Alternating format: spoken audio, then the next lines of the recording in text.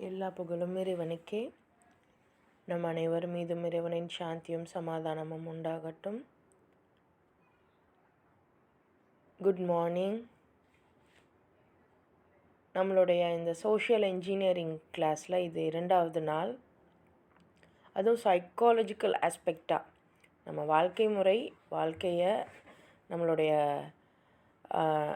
சிச்சுவேஷன்ஸை எப்படி புரிஞ்சுக்கிட்டு அதை எப்படி நம்ம மாற்றிக்கிட்டு நம்ம லைஃப்பை வாழலாம், நம்மளே நம்மளுடைய வாழ்க்கை முறையை எப்படி கட்டமைக்கலாம் அப்படிங்கிற ஒரு பயணமாக இந்த 10 நாள் பயணமும் இருக்க போகுது இன்ஷா அல்லாஹ், இறைவனுடைய அருளால்.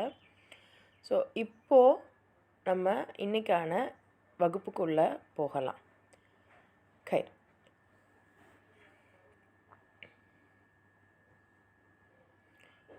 ஸோ சோஷியல் இன்ஜினியரிங்னால் என்ன அப்படிங்கிறத நேற்று பார்த்தோம். நம்மளுடைய எண்ணங்களை நம்ம இன்ஃப்ளூயன்ஸ் பண்ணுறது, நம்மளுடைய எண்ணங்களை பிறர் தங்களுடைய தேவைக்காக மாற்றி அமைக்கிறது, அந்த தங்களுடைய தேவை அப்படிங்கிறத அவங்க தெரிஞ்சும் தெரியாமலும் நமக்குள்ளே திணிக்கிறது. இதையெல்லாம் தான் இன்ஃப்ளூயன்சிங்னு பார்த்தோம். மேனிப்புலேட்டிங் அப்படிங்கிறது என்னுடைய விஷயங்கள், அது நல்லதாகவும் இருக்கலாம் கெட்டதாகவும் இருக்கலாம், அதை நான் மாற்றி அமைக்கிறது என்னுடைய ஐடியாஸை. இதை மேனிப்புலேட்டிங் அப்படின்னு பார்த்துருந்தோம். அண்ட் நம்மளுடைய இன்டலெக்சுவலை, அதாவது நம்மளுடைய அறிவு சார்ந்த விஷயங்களை, நம்மளுடைய அறிவை நம்மளுடைய இமோஷனல்ஸை கொண்டு, நம்மளுடைய அந்த இமோஷனல்ஸை கொண்டு நம்ம ரேப் பண்ணணும், சுற்றி வைக்கணும். எவ்வளோதான் அறிவு இருந்தாலும் அதை நம்ம நிதானமாக கையாளணும் அப்படிங்கிறதையும் நேற்று பார்த்துருந்தோம். ஸோ ஒரு கட்டமைப்பு, ஒரு விஷயத்தை நான் கட்டுறதுக்கு முன்னாடி இந்தந்த விஷயங்கள் பற்றின அவேர்னஸ் எனக்கு இருக்கணும் அப்படிங்கிறத இந்த நேற்று வகுப்பில் நம்ம பார்த்தோம். சோஷியல் இன்ஜினியரிங்னால் என்ன அப்படிங்கிறது உங்கள் எல்லாருக்குமே ஒரு ஐடியா கிடச்சிருக்கும்.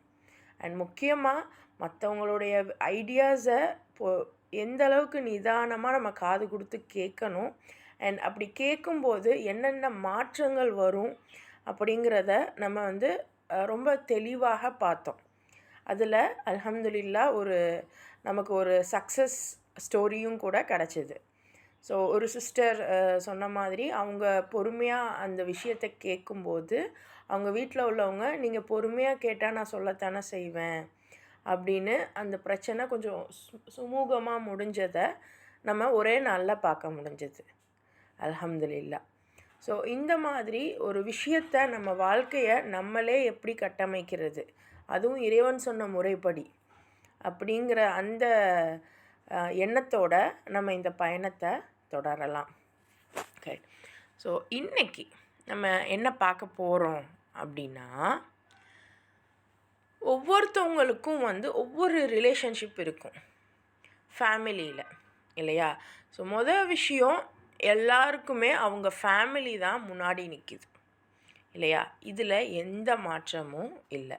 இப்போ இந்த ஃபேமிலியில் எனக்கு எந்த ரோல், எனக்கான பகுதி என்ன, அதே மாதிரி நான் இவங்களுக்கு என்ன மாதிரியான ரோலை ப்ளே பண்ணுறேன். ஸோ இதிலலாம் நமக்கு ஒரு ஐடியா இருந்துச்சு அப்படின்னா, இதிலலாம் எனக்கு ஒரு தெளிவு இருந்துச்சு அப்படின்னா, கண்டிப்பாக என்னால் என்னுடைய ஃபேமிலியை ப்ராப்பராக கைட் பண்ணவும் மெயின்டைன் பண்ணவும் முடியும் இன்ஷா அல்லாஹ். ஸோ அதை பற்றி தான் இன்றைக்கி நம்ம பார்க்க போகிறோம். ஸோ இப்போ ரிலேஷன்ஷிப், இப்போ ஒரு ஃபேமிலியில் யாரெல்லாம் இருப்பாங்கன்னு நீங்கள் நினைக்கிறீங்க? ஆண் பெண் இவங்க தான். ஆனால் அந்த ஆணும் பெண்ணும் எந்தெந்த வகையில் தங்களுடைய ரோலை ப்ளே பண்ணுறாங்க? ஸோ மொதல் விஷயமாக ஒரு ஆணை நீங்கள் எடுத்துக்கிட்டீங்க அப்படின்னா, அவங்க ஒரு தந்தையாக, மொதல் விஷயம் தந்தைங்கிறத தாண்டி ஒரு மகனாக அவங்களுடைய வாழ்க்கையை ஆரம்பிப்பாங்க. அதே மாதிரி ஒரு பெண்ணாக இருந்தால் அதே மாதிரி மகள் அப்படிங்கிற ஒரு பொருட்டோடு தான் அவங்களுடைய லைஃப்பை ஆரம்பிக்கிறாங்க. ஸோ இப்போ இந்த மகள் அதை தான் இங்கே நான் சில்ட்ரன்னு கொடுத்துருக்கேன். 3வது விஷயமா இருக்குது பாருங்கள், சில்ட்ரன். இப்போ இந்த சில்ட்ரன் அப்படின்றதுக்கு house hold course, helping, follow அப்படின்னு இருக்குது. அப்போ அது என்ன ஹவுஸ் ஹோல்ட் கோர்ஸ் அப்படின்னா, அதாவது நீங்கள் குரான்லேயும் பாருங்கள், இறைவன் சொல்கிற விஷயங்கள்லையும் பாருங்கள். அதாவது நீங்கள் சொர்க்கத்தில் இருக்கும்போது உங்களுக்காக வேலை செய்யக்கூடிய சின்ன சின்ன குழந்தைகளை நம்ம கொடுப்போம் அப்படின்னு இறைவன் குரான்லேயும் சொல்லியிருக்கான் இல்லையா? அப்போது அந்த குழந்தைங்க அப்படிங்கிறது என்ன விஷயம்? விஷயம், இறைவன் உங்களுடைய குழந்தைகளை உங்களுடைய சொத்துக்களாக சொல்கிறான், செல்வங்கள் அப்படின்னு சொல்கிறான். அப்போ செல்வம் அப்படின்னா அப்போது அதனால் எனக்கு ஏதாவது யூஸ் இருக்கணும் தானே? இருக்கணுமா இருக்கக்கூடாதா? இப்போ நான் காசு வச்சுருக்கேன், அதை என் செல்வம் அப்படின்னா எனக்கு தேவையானதை நான் அதை கொண்டு நான் வாங்கிக்க முடியும். இப்போ அது எனக்கு செல்வம்.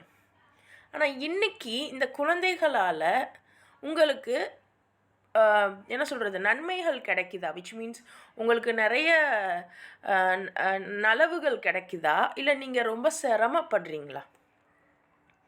சிந்திச்சு பாருங்கள். ஏன்னா இன்றைக்கி ஏகப்பட்ட குழந்தை இல்லையேன்னு வருத்தப்படுற தம்பதி ஒரு சைடு இருக்காங்க.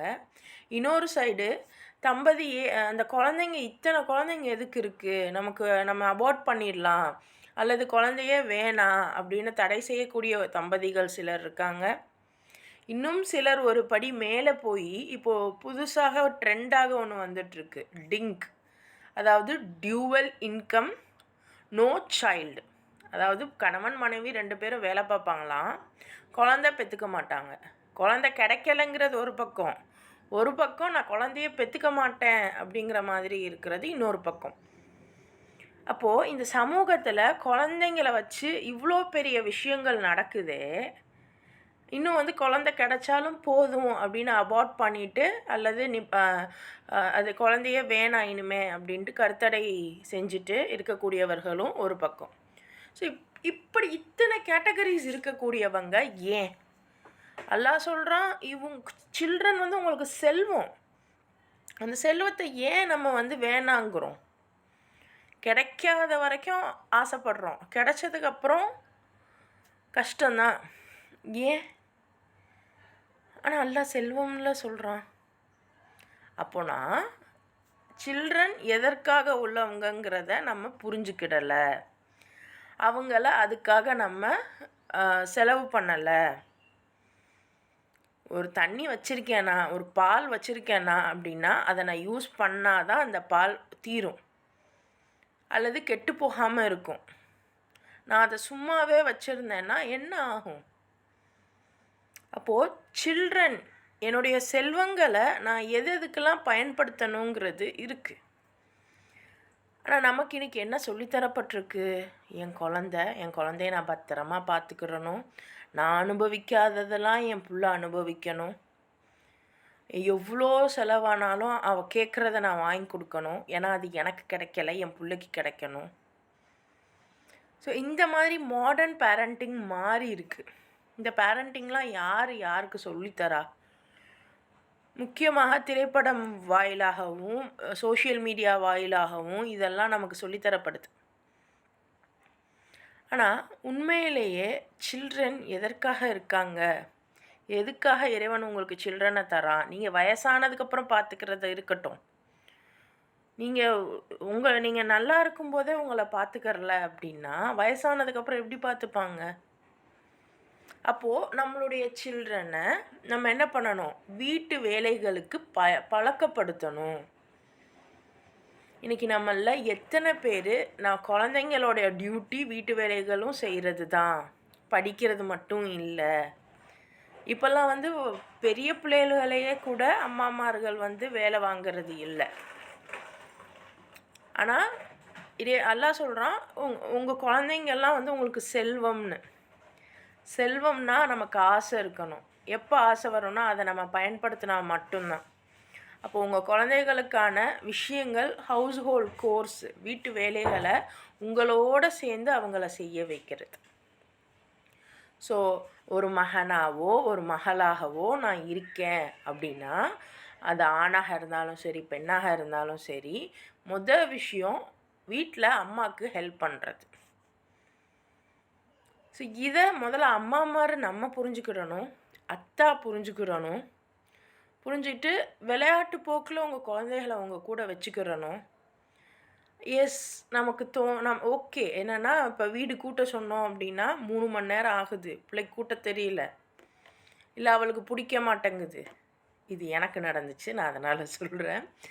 பட் ஸ்டில் அதே மாரி அம்மா கஷ்டப்பட்டு அங்க துணி துவைச்சுட்ருப்பாங்க. இன்னைக்கு வாஷிங் மிஷின் இருந்தாலும் கூட, முன்னாடி தான் கூட அவ்ளோ வேலைகள் இருந்துச்சு. கையில துணி துவைக்கணும். அதுக்கு முன்னாடி பார்த்தீங்கன்னா, ஆத்துல போய் துவைச்சுட்டு வருவாங்க. குளங்கள்ல போய் துவைச்சுட்டு வருவாங்க. இப்போ அப்படிலாம் இல்ல. எல்லார் வீடுகள்லயும் வாஷிங் மிஷின் இருக்கு. எல்லாமே இருக்கு. அப்படிங்கிறப்போ, உங்க குழந்தைகளையே அந்த வேலைகள செய்ய பழக்கப்படுத்தலாம். பட் நீங்க பழக்கப்படுத்துறீங்களா? இல்ல என் புள்ள ராணி மாரி இருக்கணும். நான் எப்படி வேணா இருந்துட்டு போறேன். என் புள்ள ராணி மாரி இருக்கணும் அப்படின்னு உங்களுடைய எண்ணம் என்னவா ஆகும் அப்படின்னா, அந்த புள்ளைய ராணியாலாம் வச்சுக்காது. இவளுக்காக நான் இவ்வளவும் செய்றேனே, இப்ப நான் சொல்றத தான் அந்த புள்ள கேட்கணும் அப்படின்னா, அந்த புள்ளைய அடிமையாக்கும். புரிஞ்சுதா? ஸோ ஒரு குழந்தைக்கு நீங்க வந்து உங்களுடைய வேலைகளோட அவங்களையும் வேலை பார்க்க வச்சீங்க அப்படின்னா, நீங்க மியூச்சுவலா 2 பேரும் புரிஞ்சுப்பீங்க. அம்மா ரொம்ப கஷ்டப்படுறாங்கன்னு அவளும் புரிஞ்சுப்பா, அந்த பையனும் புரிஞ்சுப்பான். அந்த பையனும் எனக்காக இவனும் வேலை செய்றானே அப்படின்னு அம்மாவும் புரிஞ்சுப்பாங்க. ஆனா இந்த இடத்துல தான் நம்ம இன்னைக்கு என்ன பிரச்சனை பண்றோம் அப்படின்னா, எனக்காக நீ எதுவும் செய்ய வேணாம். நீ படி, கொள்ளு அப்படின்னு அந்த பிள்ளைகள அனுப்பிட்டு, கடைசியில நீ வீட்டுக்கு எந்த ஒர்க்கும் பண்ண மாட்ற. நீ குழந்தையிலேருந்து பழக்குனா தான் அது ஒரு டீனேஜில வேலை செய்யும். குழந்தையில நான் பழக்கல. அல்லாஹ் தொழுகையவே என்ன சொல்றான்? 7 வயசுலேருந்து பழக்கப்படுத்துங்க. 10 வயசானா அடிச்சு தொழுக வைங்கங்கிறான். தொழுகை அப்படிங்கிறது 5 வேளை தொழுகிறது மட்டும் இல்ல. நம்ம வாழ்க்கைக்கு நம்ம வாழுறதுக்கு செய்ய வேண்டிய வேலை. ஓகேவா?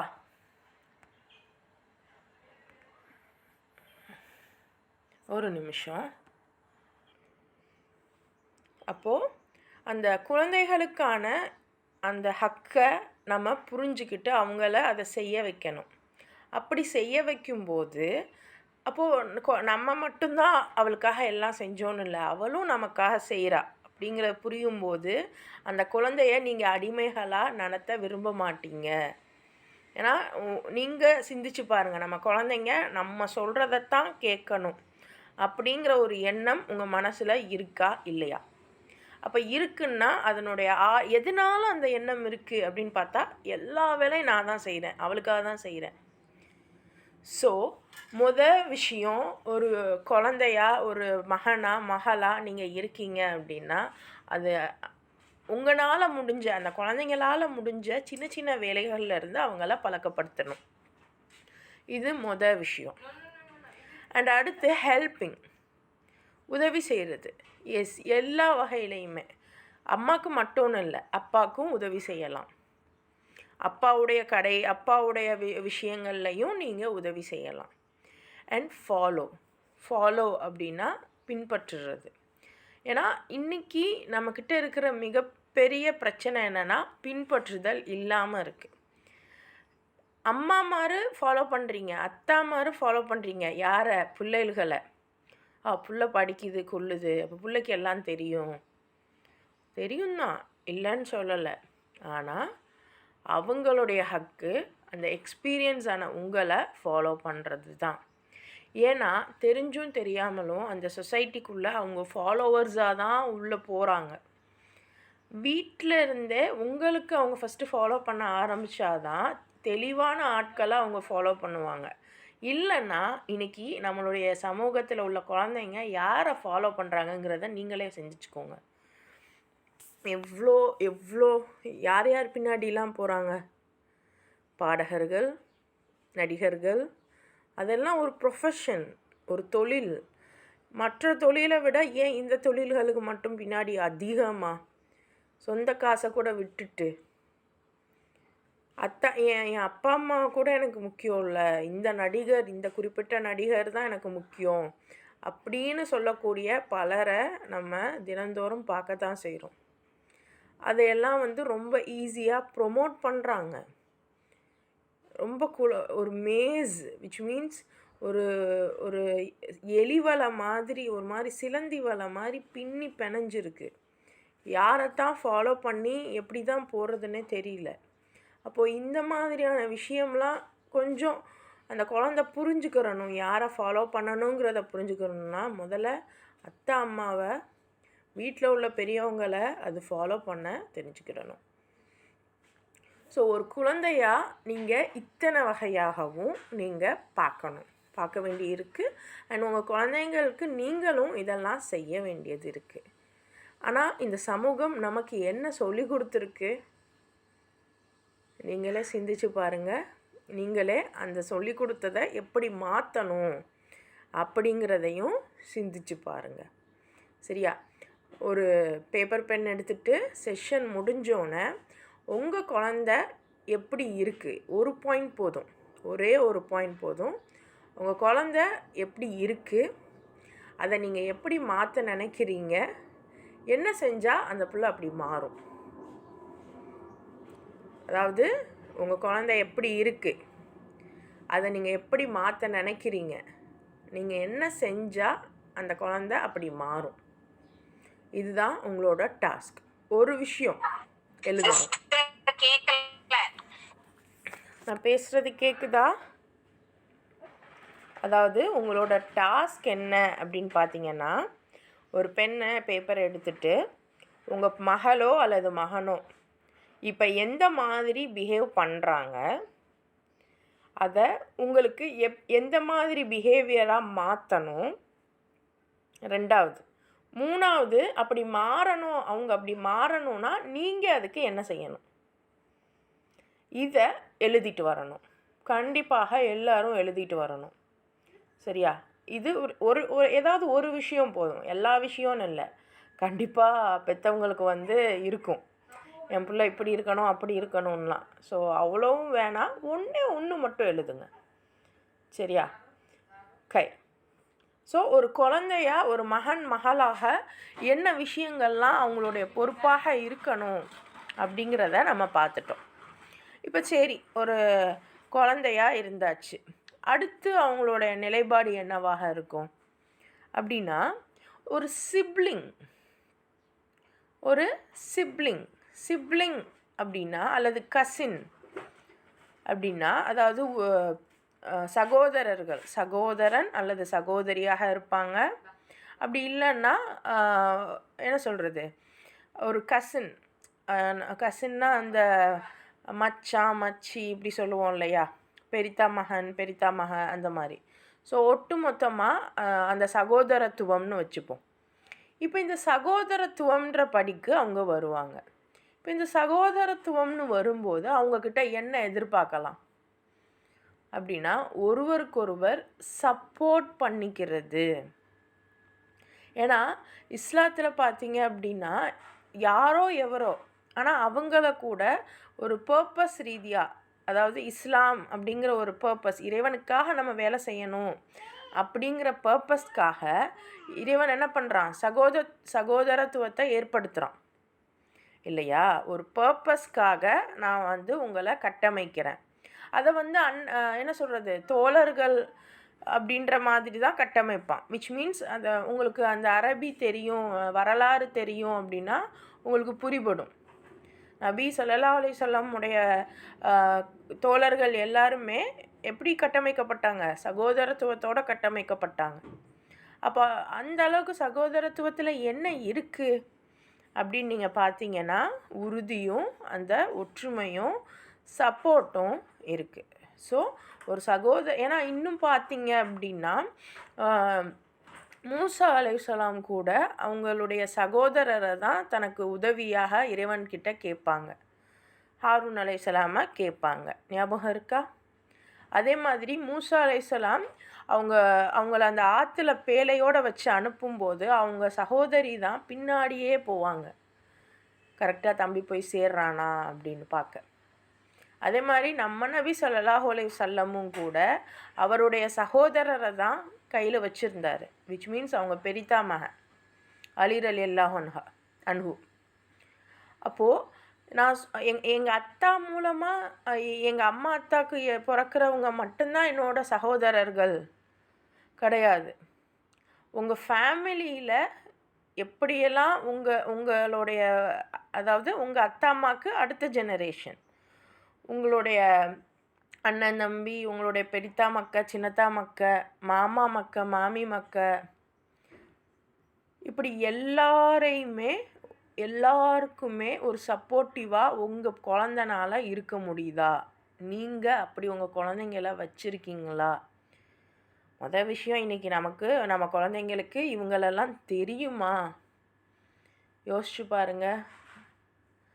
பிள்ளைங்களுக்கு தெரியுமா? தெரிஞ்சாலும் ரெண்டு ஒன்று அது எஸ் இருக்கும். சிலரை பிடிக்கும், சிலரை பிடிச்சிக்காது, இதெல்லாம் இருக்கும் தான். இருந்தாலும் ஃபேமிலிங்கிறதுக்காக ஒரு நல்ல விஷயங்கள், அதுக்குன்னு கெட்ட விஷயத்தில் சப்போர்ட் பண்ணணும்னு சொல்லலை. பட் ஒரு ப்ராப்பராக ஒரு ஒரு ஒரு பொதுவாக அவங்க சப்போர்ட்டிவாக இருந்துக்கிறாங்களா? அதை நம்ம சிந்திக்கணும். ஏன்னா நம்ம இன்றைக்கி மறந்து போன ஒரு விஷயம் என்னென்னா, உங்கள் ஃபேமிலி எவ்வளோ பெருசாக இருக்கோ அந்த அளவுக்கு உங்களுடைய ரெப்புடேஷன் இந்த சமூகத்தில் இருக்கும். காலம் எவ்வளோ போனாலும், எவ்வளோ ஒரு இதுவாக ஆனாலும் அது உண்டு. ஆனால் இன்றைக்கி நம்ம எல்லாம் அந்த ஃபேமிலிங்கிறதையே மறந்துட்டு வீட்டில் உள்ள அம்மா, அத்தா, பிள்ளைகள் மட்டும்தான் ஃபேமிலின்னு நினச்சிட்ருக்கோம். ஸோ இந்த மாதிரி அதுதான் இன்றைக்கி காலைல கூட ஒரு சகோதரி கேட்டிருந்தாங்க, இந்த மாதிரி கந்தூரி போகணும் எங்கள் ஊரில், பட் அது எனக்கு விருப்பமே இல்லை, அது அது ஷிர்க்கு தானே அப்படின்லாம் சொன்னாங்க. அப்போது நான் என்ன சொன்னேன் அப்படின்னா, எதற்காக அந்த கந்தூரி பண்ணுறாங்க, அந்த மௌலுது ஓதுறது இதெல்லாம் உங்களுக்கு பிடிக்கல, எஸ் ஓகே. ஆனால் உங்கள் நியத்தை நீங்கள் சரி பண்ணிக்கோங்க. நீங்கள் எதுக்காக அந்த இடத்துக்கு போகிறீங்கன்னா, உங்கள் உறவுகளோடு நீங்கள் டைம் ஸ்பெண்ட் பண்ண இறைவன் சொல்லியிருக்கான், உறவுகளோடு நீங்கள் ஒற்றுமையாக வாழுங்க அப்படின்னு. அப்போ இந்த மாதிரி ஒரு சிச்சுவேஷன் நம்மளை அந்த உறவுகளோடு இணைக்குது அப்படின்னா அதை நீங்கள் அனுபவிங்க. இப்போ இந்த இடத்துல நான் கந்தூரி சரி, அதுக்கு அதை நீங்கள் செய்யலாம் அப்படின்லாம் நான் சொல்ல வரலை. இறைவன் பாதுகாப்பானாக. ஆனால் ஏன்னா இன்றைக்கி சூழலில் எல்லாத்தையுமே நான் விட்டு ஒதுங்கணும் அப்படின்னா அது நடக்காத காரியம். காசை விட்டுட்டு நீங்கள் ஒதுங்க முடியுமா? எனக்கு என் பிள்ளைக்கு படிப்பே வேணான்ட்டு இருக்கிற எஜுகேஷனை எதுவுமே கொடுக்காம ஒதுங்கிட முடியுமா? அதெல்லாம் செய்ய முடியாதுல்ல. அப்போது இதில் மட்டும் ஏன் அவ்வளோ பிடிவாதம், அவ்வளோ ஒரு இது? அப்போது நீங்கள் அல்லாஹ்க்காக இதை செய்கிறீங்களா இல்லை மற்றவங்களுக்காக செய்கிறீங்களான்னு பார்த்துக்கிருங்க. ஸோ எந்த ஒரு தவறான விஷயமாக இருந்தாலும் கூட, விச் மீன்ஸ் அது யாருக்கும் தீங்கு விளைவிக்காததாக. இப்போ கந்தூரி அப்படின்னா அதனால் யாருக்கும் எந்த தீங்கும் நடக்க போகிறதில்ல. அவங்கவுங்க காசு கொடுக்குறீங்க, சாப்பாடு சாப்பிட்றீங்க, அவ்வளோதான். இதில் யாருக்கும் எந்த நஷ்டமும் இல்லை. ஆனால் இதுவே அந்த சில நேரங்களில் அது என்ன ஒரு இதில் அந்த தீலாம் மிதிப்பாங்க தர்காக்களில், ஏதோ ஒரு நாளில் அந்த அந்த ஹசன் ஹுசைன் உடைய நினைவாக அந்த தீலாம் மிதிப்பாங்க. ஸோ இந்த மாதிரி ஒரு மூட நம்பிக்கையான விஷயத்துக்குள்ளே போயிட்டு நான் என் உடம்பை புண்ணாக்கிக்கிட்டு நான் இருக்க போகிறேன் அப்படின்னா அது தேவையில்லை. அப்போது விச் மீன்ஸ் இறைவன் படைத்த நம்மளையோ பிறரையோ தீங்கு விளைவிக்காத முறையில் எந்த விஷயம் நீங்கள் செஞ்சாலும் அண்ட் அதனால் உங்களுக்கு நன்மைகள் கிடைக்கும், உங்களால் அந்த ஒரு நாளாவது ஒற்றுமையாக இருக்க முடியும் அப்படின்னா நீங்கள் அதை இறைவனுக்காக செய்யலாம். அதான் நியத் is the main important thing. சரி, அப்போது அந்த உடன்பிறப்பு, அந்த சிப்ளிங்ஸ் அப்படிங்கிற அந்த கசின் அப்படிங்கிறது சப்போர்ட். அட்லீஸ்ட் இதை ஒரு சாட்டாக வச்சாது வருஷத்துக்கு ஒரு தடவை உங்கள் அண்ணன் தம்பிகளை பார்க்கலாம். உங்கள் அண்ணன் தம்பியோட பிள்ளைகளும் உங்கள் பிள்ளைகளும் ஒத்துமையாக விளையாடலாம். இன்ஃபேக்ட் நம்ம பெண்களுடைய சகோதரர்கள் சகோதரிகளுடைய பிள்ளைகளோட கூட நம்ம விளையாட வச்சுருவோம். அத்தாவுடைய சகோதரிகளுடைய பிள்ளைங்களோட நம்ம இந்த பிள்ளைகளை பார்க்குதான்னு கூட தெரிய மாட்டேங்குது. இருக்கா இல்லையா? ஸோ அந்த அளவுக்கு நம்ம அந்த உறவுகளை அப்படியே குறைச்சிக்கிட்டே வரோம். இப்போ இந்த மாதிரியான சூழல்லாம் உறவுகளை கொஞ்சம் பார்க்க வைக்குது அப்படின்னா செய்யுங்க. ஏன்னா இறைவன் வந்து சப்போர்ட் தானே பண்ண சொல்கிறான். அப்போது ஒரு கசினாக, ஒரு ஒரு சிப்ளிங்காக நான் வந்து சப்போர்ட்டாக இருக்கணும் அப்படிங்கிறது நம்ம மனதுக்கு போய் சேரணும். சரி, இப்போ என்னுடைய 3வது ஒரு இதுவாக நான் வந்து அடுத்த கட்டத்துக்கு நான் எப்படி போவேன். அண்ட் இன்னொரு மிக மிக முக்கியமான விஷயம், நான் சிப்ளிங்காக இருந்தாலும் கூட என் அண்ணனுக்கோ என் தம்பிக்கோ நான் என்ன ஆவேன், அவனுக்கு வரக்கூடிய மருமகனுக்கு, அதாவது அவன் மூலமாக வீட்டுக்கு வரக்கூடிய மருமகளுக்கு நான் என்ன ஆவேன், இன்லா, அதாவது நாத்தனார் தானே, ஆமாம், அதாவது சிஸ்டர் இன்லா அப்படின்னு ஆவேன் இல்லையா. அதே மாதிரி இது மட்டும் பார்ப்போம். இப்போ சிஸ்டர் இன்லா அப்படின்னு வரும்போதும் அந்த இடத்துலையும் சப்போர்ட் மட்டும்தான், உரிமை கிடையாது. நம்ம இன்றைக்கி அதுவும் சுபஹானல்லாஹ், அந்த சோஷியல் மீடியாவும் மெயின் ஸ்ட்ரீம் மீடியாவும் இந்த நீயா நானா இந்த மாதிரியான நிகழ்ச்சியிலலாம் ரொம்ப அசால்ட்டாக அந்த விஷயங்களை ப்ரொமோட் பண்ணுறாங்க. மேபி அதை பார்க்க தப்புன்ற மாதிரி தெரிஞ்சாலும் சொல்லக்கூடியவங்க எந்த ஒரு விதமான கில்ட்டு ஃபீலும் இல்லாமல் தான் அந்த விஷயங்களை சொல்கிறாங்க.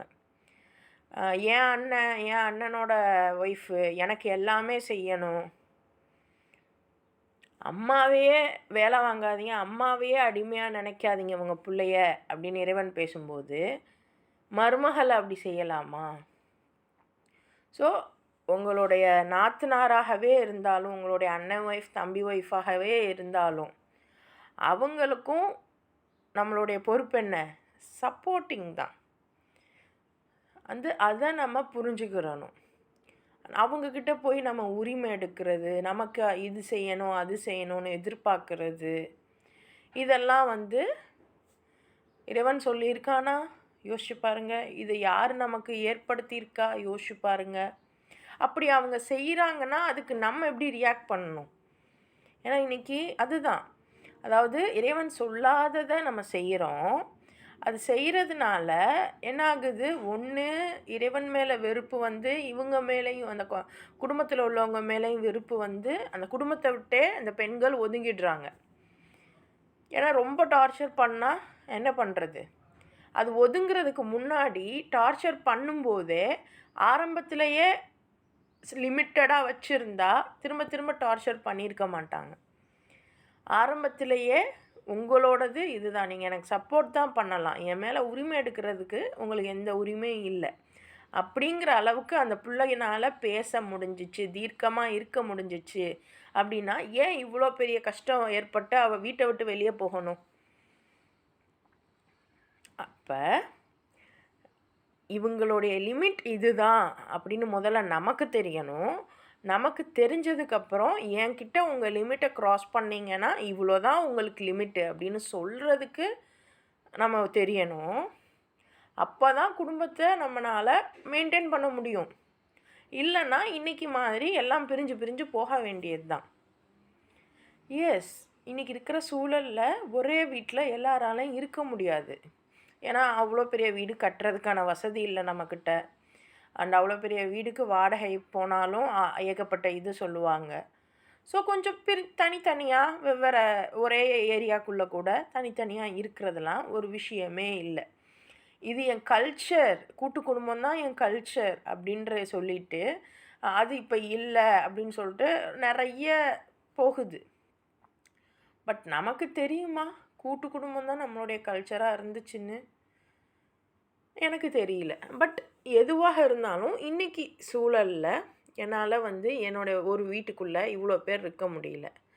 ஆனால் இந்த மாதிரி ஒரு நல்லது கெட்டது வந்துச்சுன்னா, இதை சொன்னீங்க இல்லையா, அந்த கந்திரி அல்லது ஏதாவது ஒரு நல்ல நாள் பெருநாள் இந்த மாதிரியான இதுக்கெல்லாம் எல்லாம் ஒரு டுகெதராக கெட் டுகெதர் மாதிரி ஒன்றா சேர்ந்து எல்லாம் அவங்களால முடிஞ்ச அளவுக்கு காசை போட்டு நீங்கள் சமைச்சு சாப்பிட்டு நல்லா இருந்துட்டு வரும்போது அது உங்களுக்கு சிறந்ததாக இருக்கும். ஸோ எதையுமே முடியாததை பிடிச்சிக்கிட்டு இழுத்துக்கிட்டு இருந்தோன்னா வேலைக்கே ஆகாது. எது எது என்னுடைய லிமிட் அப்படிங்கிறத நான் புரிஞ்சுக்கிட்டு அதன்படி நான் இருக்க ஆரம்பித்தேன் அப்படின்னா எல்லாருக்கும் நன்மையாக இருக்கும். ஸோ ஒரு கசினாக, ஒரு சிப்ளிங்காக, ஒரு இன்லாவாக உங்களுடைய ஒரே இது என்னென்னா சப்போர்ட் பண்ணுறது கொஞ்சம் நல்லது கெட்டது அப்படின்னா சொல்கிறது. அவங்களுக்கு சேம் நம்ம பார்த்தோம் இல்லையா, அவங்களோட ஐடியாஸை பொறுமையாக கேட்டு அவங்களையே சிந்திக்க வைக்கணும். அதுதான். ஸோ அப்படி தான் நம்ம இருக்கணுமே ஒழிய, நான் உனக்காக இதெல்லாம் செஞ்சேனே, எனக்காக நீ இதெல்லாம் செய் அப்படின்னு கொடுத்ததுக்கு பதிலாக நம்ம எதிர்பார்த்தோம் அப்படின்னா இழப்புகள் நமக்கு தான். சரியா? ஸோ இது ஒரு விஷயம். சரி, இப்போ என்னோட இந்த ஒரு இது முடிஞ்சிருச்சு. அடுத்து நான் என்னவா ஆவேன் அப்படின்னா, திருமணம் அப்படிங்கிற ஒரு உறவுக்குள்ளே போவேன். ஒரு ஹஸ்பண்ட் ஒய்ஃப் அப்படி நான் இருப்பேன் இல்லையா? அப்போது இந்த மாதிரி திருமண உறவுக்குள்ளே போனதுக்கப்புறம் என்னுடைய நிலைமை ஒரு ஹஸ்பண்டாக அந்த அந்த அந்த அந்த ஆணுக்கு என்னென்ன விஷயங்கள் இருக்குது. ஸோ அந்த ஹஸ்பண்ட் அப்படிங்கிறதுக்கு நம்ம ஃபாதர்னு கூட எடுத்துக்கிடலாம். ஏன்னா எப்படியும் ஒரு ஹஸ்பண்ட் ஆகிட்டால் கண்டிப்பாக அந்த குழந்தை இதாக வந்துடும். ஸோ ஒரு ஃபாதர் லெவலுக்கு ஒரு திருமணம் ஆனதுக்கு பிறகு அவனுடைய அந்த நிலைப்பாடு எப்படியாக இருக்கணும். ஸோ விஷயம் வாழ்வாதாரத்துக்கு அந்த எக்கனாமி. ஏன்னா இறைவன் சொல்கிறான், உன்னுடைய மனைவிக்கு ஒரு கவலம் உணவு கொடுக்குறதும் நன்மை, அவளுக்கு நீ உடை கொடுக்குறதும் நன்மை. உணவும் உடையும் எப்படி தருவான்? சம்பாதிச்சா தானே கொடுக்க முடியும். அதே மாதிரி பெற்றோரை பார்த்துக்கிடணும். பார்த்துக்கிடணுங்கிறது பொதுவாக தான் இறைவன் பேசுகிறான்.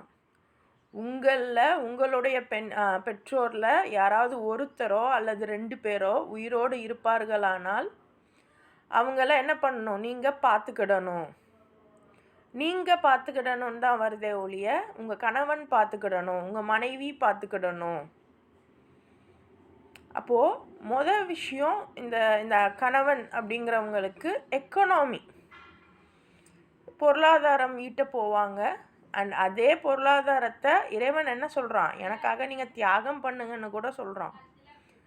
அப்போ விச் மீன்ஸ் பொருளாதாரம் என்னுடைய சோர்ஸாக இருந்தாலும் கூட இறைவனோட வேலையை செய்கிறதுக்கு ஆளாக இந்த ஃபாதர் தான் போகணும், விட்டு கொடுத்துட்டு போகணும். இவர் இதை விட்டு கொடுத்தா அம்மா அதை ஏற்றுக்கிறணும். புரியுதா? அப்போ எக்கனாமி அப்படிங்கிறது இவர் கையில் வரும். அந்த மகன், அந்த சகோதரன், அப்புறம் அவன் திருமணமாகும்போது இந்த விஷயம் அவனுக்கு வரும். அடுத்து லீடர்ஷிப். அது என்ன லீடர்ஷிப்? தலைமைத்துவம். ஒரு தலைமைத்துவம் அப்படின்னா யார் யாருக்கு எது தெரியும், என்னென்ன விஷயங்கள் யார்கிட்ட கொடுத்தா சிறப்பாக செய்வாங்க அப்படிங்கிறத யோசித்து பிளான் பண்ணி அந்த வேலைகளை மற்றவங்களுக்கு கொடுக்கணும். அப்படி கொடுக்கும்போது குழந்தைங்க அதை செய்யணும். அதுக்கு தான் ஃபாலோ பண்ணணும்னு சொல்கிறது. குழந்தைங்க மட்டும் இல்லை, வீட்டில் இருக்கிற எல்லாருமே, அம்மாவாக இருக்கட்டும், அதாவது அந்த கணவனுடைய மனைவி அவர்களாக இருக்கட்டும், அவங்களுடைய வீட்டில் உள்ள பெரியவங்களாக இருக்கட்டும். ஸோ எல்லாத்துக்குமே ஒரு லீடர்ஷிப் அப்படிங்கிறது இந்த ஆண் தான் கொடுக்க வேண்டியது இருக்குது. And guidance.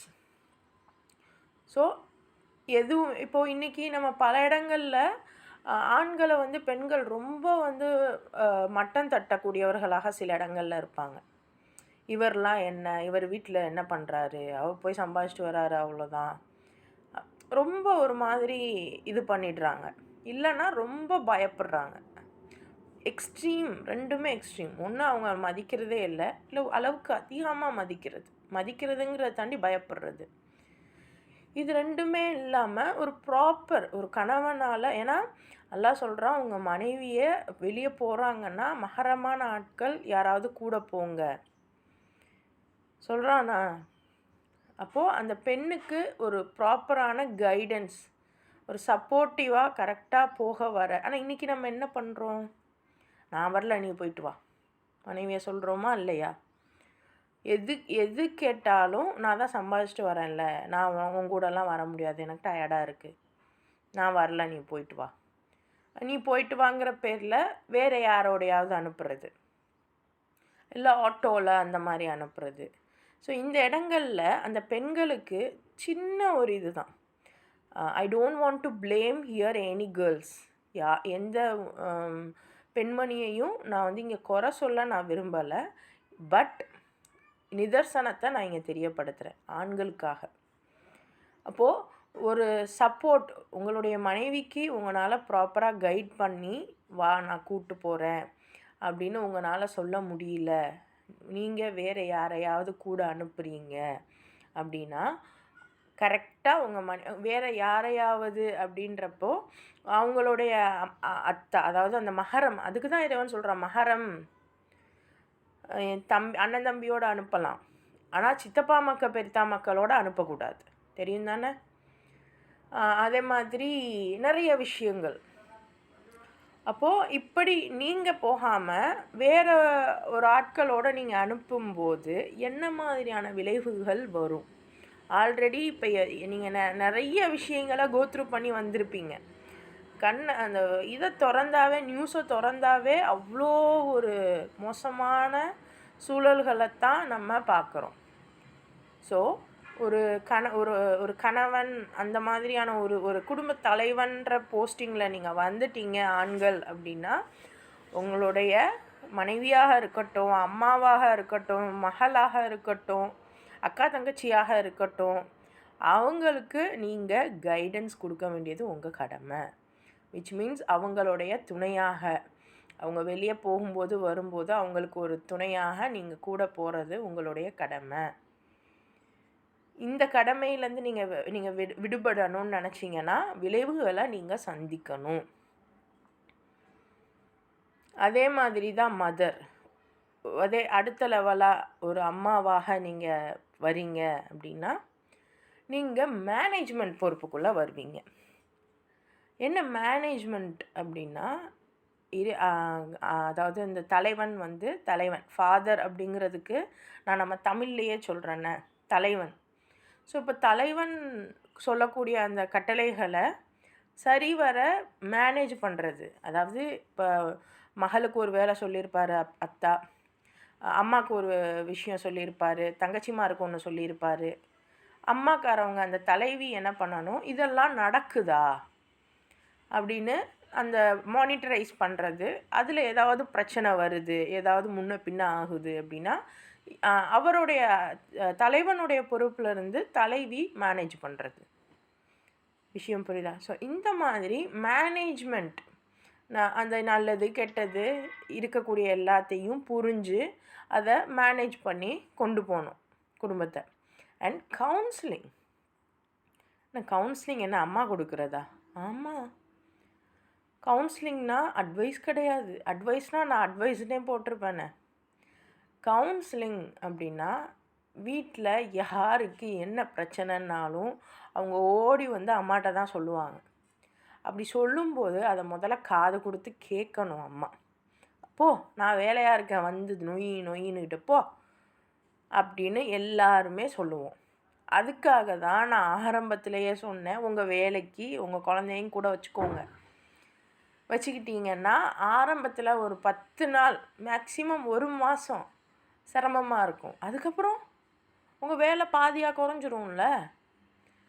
அப்படி உங்கள் வேலை பாதியாக குறையும் போது நீங்கள் வேலை பார்த்துக்கிட்டே கூட உங்கள் பிள்ளைகள் சொல்கிறத, உங்கள் நாத்தனா அதாவது வீட்டில் வந்து கல்யாணமாகாத நாத்தனா எதுவும் இருக்கும், அந்த மாதிரி உங்கள் கணவனுடைய தங்கச்சியாக இருக்கும்.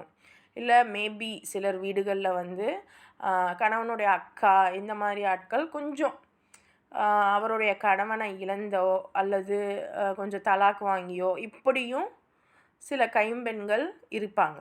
ஸோ இப்படி யாராக வேணால் இருக்கட்டுமே, அவங்க எல்லாரையும் நீங்கள் உங்களுடைய வேலைகளில் கூட வச்சுக்கிட்டீங்க. அதுதான் மேனேஜ்மெண்ட். கரெக்டாக மேனேஜ் பண்ணணும். அந்த மேனேஜ் பண்ணணுன்னா அதுக்கு அந்த தலைவன் வந்து லீடர்ஷிப் பண்ணணும். அவன்தான் இன்றைக்கி என்ன நடக்குது வீடுகளில், இந்த லீடர்ஷிப்பை வந்து வீட்டில் யார் அம்மாவாக இருக்காங்களோ அவங்கக்கிட்ட கொடுத்துட்றான் பையன். இதில் தான் இங்கே இவ்வளோ பிரச்சனையுமே. பையன் இத்தனை பேர்த்துக்கும் நீங்கள் இது செய்யுங்க அப்படின்னு சொல்லிட்டா அவங்கவுங்க செய்வாங்களா? அது செய்கிறத அந்த தலைவி வந்து மேனேஜ் பண்ணுவாளா? பண்ணும்போது எல்லாரும் ஒன்றா சேர்ந்து வேலை பார்க்கும்போது அழகாக பேசிக்கிட்டு கரெக்டாக எங்கே இஷ்யூ வரும் அப்படின்னா, நான் மட்டும்தான் இதை செய்வேன், எனக்கு மட்டும்தான் இந்த க்ரெடிட் போகணும் அப்படின்னு அந்த பெண் நினைக்கும்போது இது அங்கே பிரச்சனை வரும். கிச்சனுக்குள்ளே யாரை விட மாட்டாங்க. ஆனால் கிச்சனுக்குள்ளே யார் இருக்கணுங்கிறத தலைவன் தான் முடிவு பண்ணணும், தலைவி தான் அதை மேனேஜ் பண்ணணும். இது புரிஞ்சுக்கிட்டாவே நம்ம பல இதில் வீடே சிறப்பாக இருக்கும். அப்போ வீட்டில் உள்ளவங்க எல்லாம் சேர்ந்து அது ஒர்க் பண்ணும்போது அவங்களுடைய பிரச்சனைகளை காது கொடுத்து இந்த தலைவி கேட்கும்போது கவுன்சிலிங் அப்படிங்கிறது நான் ஜட்ஜ்மெண்டல் அப்படின்னா அவங்க சொல்கிறாங்க அவங்க மேலே தப்பே இருக்குது அப்படின்னாலுமே அவங்கள நம்ம உடனேயே நீ தப்பு பண்ணிட்ட அப்படின்னு சொல்லாமல் அவங்கள ஆசுவாசப்படுத்தி அவங்கள வந்து சரி விடு பார்த்துக்கிறலாம், சரி இதுக்கு நீ என்ன பண்ணலான்னு இருக்க அப்படின்னு அவங்களுக்கு ஒரு ஒரு ஒரு ஒரு கவுன்சிலிங் அது ரொம்ப ரொம்ப முக்கியம். அவங்கள ஒரு ஆசுவாசப்படுத்தி தேத்துறது இது அந்த தலைவிக்கு தேவை. இந்த தலைவி இது செய்யாமல் விட்டா நீ பண்ணுறதுக்கு இப்படி தான் இருக்கும் போ அப்படின்னு நீங்கள் வாயால் சொன்னாலும் சரி, மனதால் நினச்சாலும் சரி, இல்லை இதை கொண்டு போய் வேறு யார்கிட்டையும் கொண்டு போய் சொன்னாலும் சரி, எங்கள் மாமியா இது பண்ணிட்டா, என் நாத்தனா அது பண்ணிட்டா அப்படின்னு சொன்னாலும் சரி, இதெல்லாம் உங்களுடைய பொறுப்புலேருந்து தான் உங்களை கீழே தள்ளும். ஸோ கவுன்சிலிங் இதை ப்ராப்பராக நீங்கள் புரிஞ்சுக்கிடணும். அடுத்து மோட்டிவேஷன் ரொம்ப ரொம்ப முக்கியம். அவங்களால முடியல, ஸோ இது ரொம்ப முக்கியம். முடியல அப்படின்ட்டா சரி அப்போ விடு நான் பார்த்துக்கிறேன், உன் வேலையை சேர்த்து நானே பண்ணிக்கிறேன்.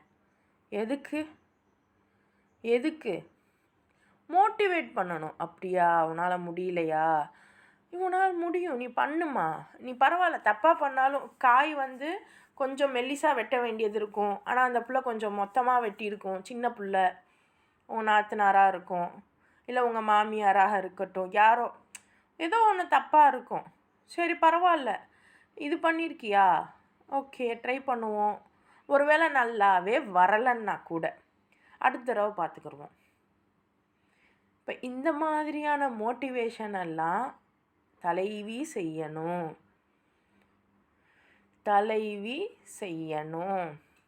தலைவன் இந்த விஷயங்கள் செஞ்சால், தலைவி இதெல்லாம் செஞ்சால் குடும்பம் எப்படி உடையும், குடும்பம் எவ்வளோ அழகாக மாறும். இன்றைக்கி இதெல்லாம் இல்லாமல் நமக்குன்னு உள்ள கடமையை யார் எப்படி சொல்லித்தராங்க?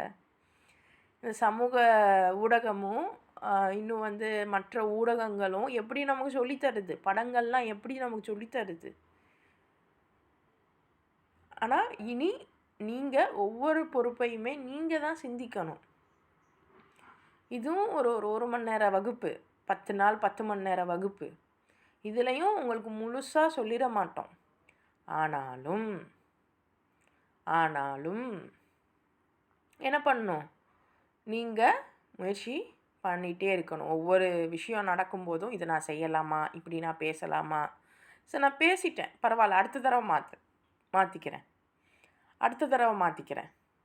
ஸோ அவங்க என்ன அப்படி ஹர்ட் பண்ணிட்டாங்க, சரி அடுத்த தடவை அவங்க மாற்றிப்பாங்க, அடுத்தது அவங்கள நம்ம இது பண்ணுவோம். இன்றைக்கி என்னை எப்படி ஹர்ட் பண்ணலாம், உன்னை நான் மன்னிக்கவே மாட்டேன், இந்த நிலையிலேருந்து முதல்ல வெளியே வாங்க. நீங்கள் எந்த மகனாக இருந்தாலும் சரி, மகளாக இருந்தாலும் சரி, தலைவன் தலைவி, சகோதரன் சகோதரி, யாராக இருந்தாலும் பரவாயில்ல,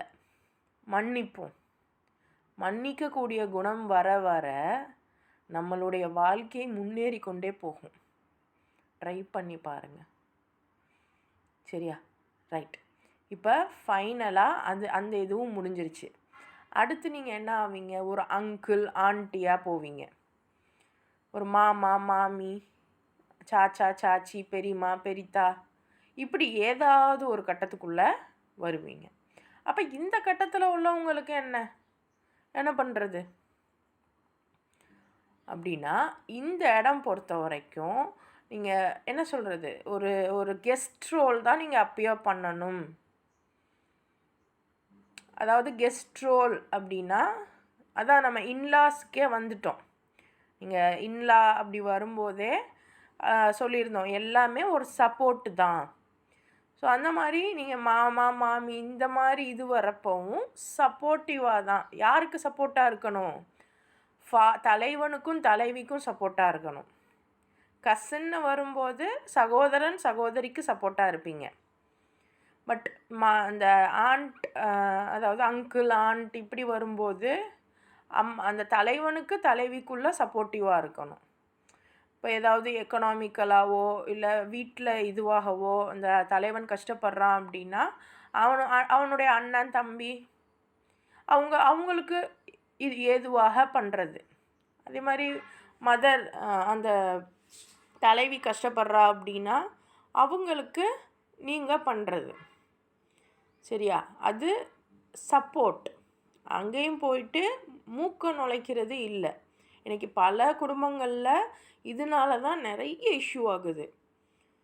சும்மா இருக்கும்போது அவங்க அண்ணன் வந்துட்டு போனாப்புல, அதுக்கப்புறம் தான் இதெல்லாம் அவன் தம்பி வந்து பேசிட்டு போகிறாப்புல, ஒன்றுமே இல்லாததுக்கு வீட்டில் ஏதோ பிரச்சனைக்கு கணவனுடைய அண்ணனோ தம்பியோ வந்து வீட்டில் வந்து திட்டிட்டு போவாப்புல. ஸோ அப்படிலாம் உரிமை கிடையாது. என்ன அதுக்கு எப்படி சப்போர்ட் பண்ணலாம், அந்த சப்போர்ட்டுங்கிறது அந்த இன்ஃப்ளூயன்சிங் தான்.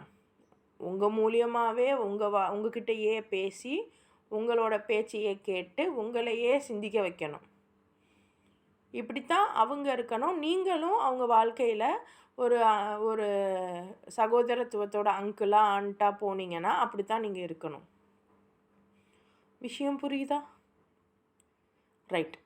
இப்போ இந்த மாதிரி நீங்கள் வரணும். அண்ட் ஃபைனலாக ஒரு கிராண்ட் பேரண்ட், தாத்தா பாட்டி அப்படின்னு நீங்கள் போயிட்டீங்கன்னா, ஏன்னா இப்போ என்ன இஷ்யூ ஆகுது அப்படின்னா, காலத்துக்கும் இந்த கிராண்ட் பேரண்ட்டே வேலை பார்த்து இப்போ என்னுடைய மாமியார் வந்து அவங்க தலைவியாக இருக்கும்போது ஒர்க் பார்க்கலை, இந்த மேனேஜ்மெண்ட்லாம் பண்ணலை அப்படின்னா அவங்களுக்கு அந்த ஆசை இருந்துகிட்டே இருக்கும்.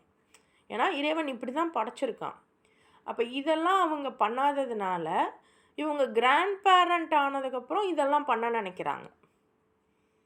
விஷயம் புரியுதா? ஸோ இன்றைக்கி நம்மக்கிட்ட என்ன பிரச்சனை அப்படின்னா, தலைவி பண்ண வேண்டியது தலைவி பண்ணாததுனால தலைவி முதியவள் ஆனதுக்கப்புறம் இதெல்லாம் நான் பண்ணணும்னு ஆசைப்பட்றா.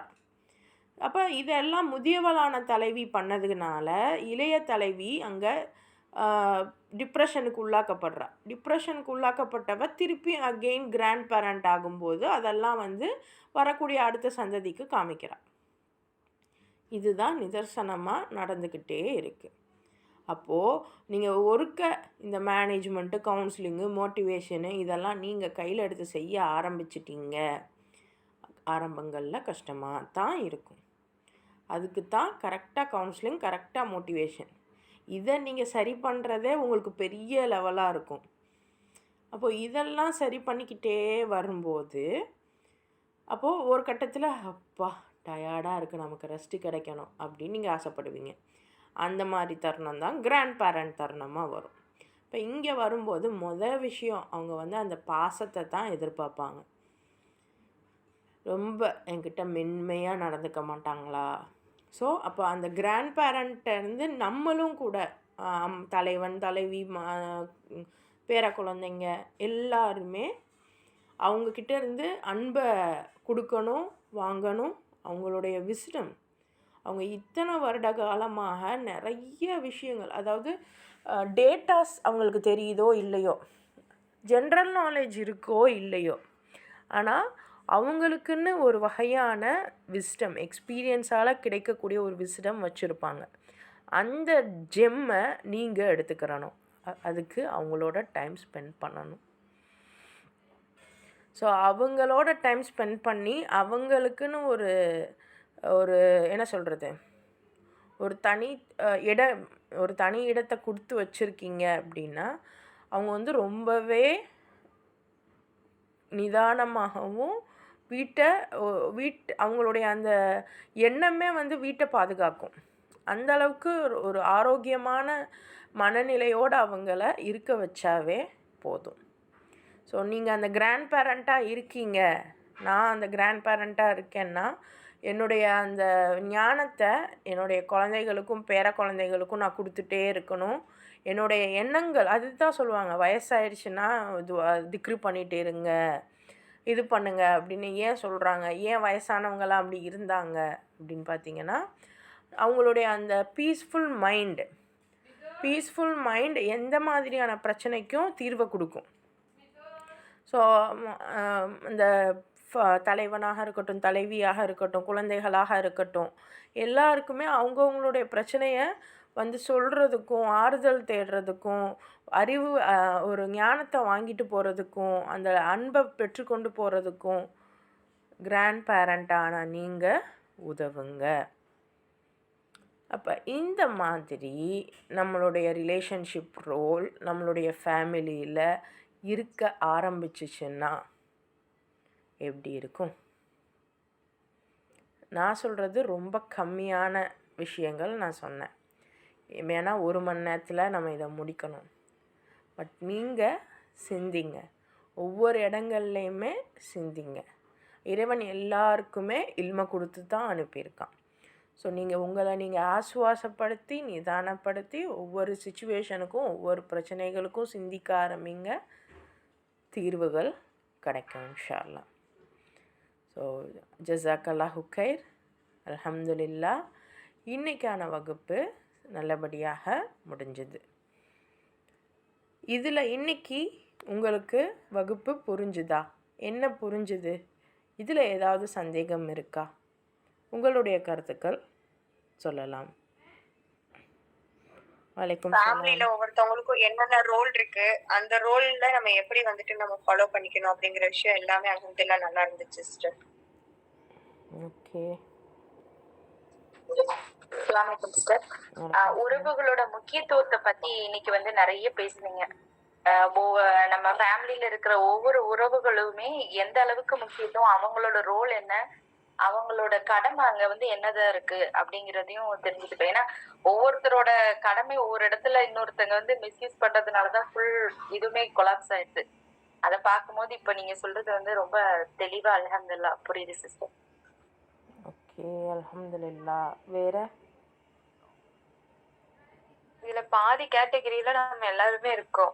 ஐ மீன் நான் இருக்கேன். நீங்க சொன்ன எல்லா அந்த சிப்ளிங் ஆகட்டும், மதர், அப்புறம் வந்துட்டு எல்லா உறவு முறையில இருக்கும்போது அந்த உறவுக்குன்னு ஒரு கேரக்டர் இருக்கு.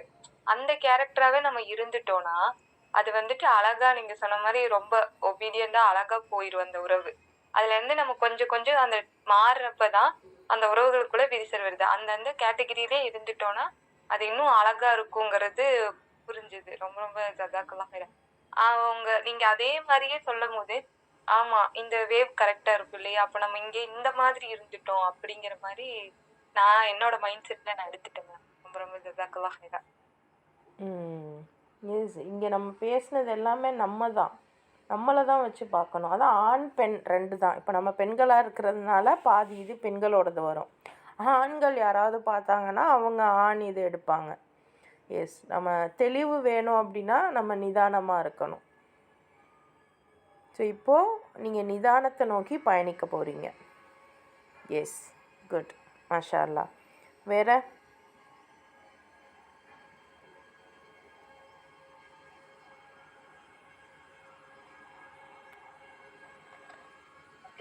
சிஸ்டர், அதான் நம்ம ஃபேமிலியில நம்ம ரோல் என்னென்னு நல்லா தெளிவா புரிஞ்சுது சிஸ்டர்.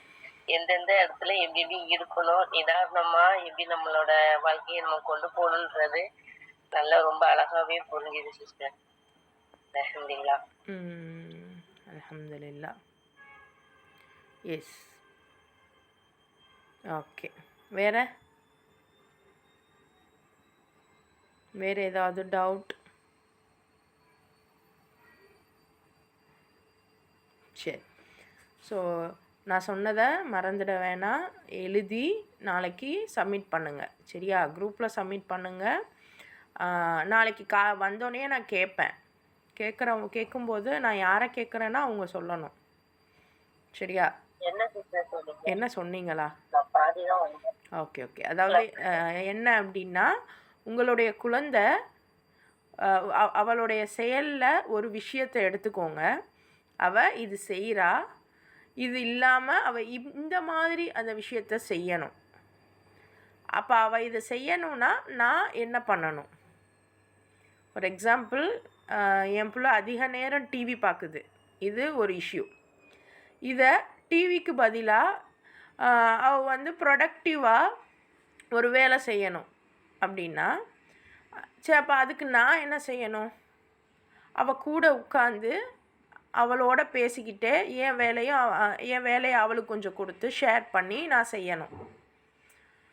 ஸோ இந்த மாதிரி வேறு என்ன உங்கள் குழந்தை என்ன ஒரு பேட் ஹேபிட்டோ அல்லது தேவையற்ற ஒரு ஹேபிட்டோ வச்சுருக்கோ, அதை எப்படி மாற்றுறது, அது மாற்றுறதுக்கு நான் என்ன செய்யணும்? இது மாதிரி ஒரே ஒரு விஷயம் நீங்கள் எழுதிக்கிறணும். ஓகேவா? புரிஞ்சுதா? ஓகேம்மா. ஓகே, அல்ஹம்துலில்லாஹ். ஸோ இன்றைக்கி உங்கள் எல்லாருமே இந்த வகுப்பில் இருந்து நிறைய விஷயங்கள் கற்றுக்கிட்டு இருந்திருப்பீங்கன்னு நான் நம்புகிறேன். இன்ஷா அல்லாஹ் நாளைக்கும் நம்ம நிறைய விஷயங்கள் கற்றுக்கிடலாம். இதை நான் கண்டிப்பாக இன்ஷா அல்லாஹ் யூடியூப்பில் அப்லோட் பண்ணுவேன். நீங்களும் ஷேர் பண்ணுங்கள், அதிகமாக ஷேர் பண்ணுங்கள். யாரோ ஒருத்தவங்க ரொம்ப நாளாக தேடிக்கொண்டு இருந்த விஷயம் இதில் இருக்கலாம் அவங்களுக்கு. ஸோ அதிகமாக நீங்கள் ஷேர் பண்ணுங்கள் இன்ஷா அல்லாஹ். அண்ட் இது ஒரு பெய்டு கோர்ஸ் தான். பட் இது ஒரு பிரச்சனை இல்லை. நீங்கள் பே பண்ண விரும்புகிறவங்க பே பண்ணலாம். பே பண்ண முடியாதவங்க நீங்கள் கற்றுக்கிட்டால் மட்டும் போதும். அல்ஹம்துலில்லாஹ். ஸோ நீங்கள் எனக்கு ஷேர் பண்ணுங்கள். அதிகமாக ஷேர் பண்ணும்போது பலர் பலனடையலாம் இன்ஷா அல்லாஹ். அண்ட் அது எனக்கும் கூட ஒரு சப்போர்ட்டாக இருக்கும். சரியா? நாளைக்கு சந்திக்கலாம். அஸ்ஸலாமு அலைக்கும் வரஹ்மத்துல்லாஹி வபரகாத்துஹு.